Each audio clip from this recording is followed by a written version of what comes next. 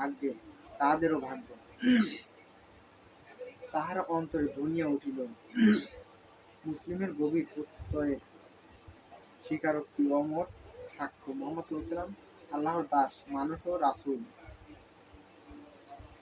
শোকের প্রথম চন্দ্র আঘাতে আত্মবিস্মৃতির পূর্ণ সম্ভাবনার মতো দাঁড়াইয়া স্থিত হযরত আবু বকর রাদিয়াল্লাহু তাআলার প্রতি শ্রদ্ধা নিবেদনকারী সীমারেখা সৃষ্টি করিয়া তুলিলেন।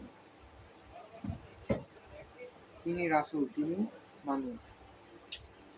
আমাদের মতো দুঃখ বেদনা এবং জীবনের মৃত্যুর অধীন রক্ত মাংস করতে মানুষ।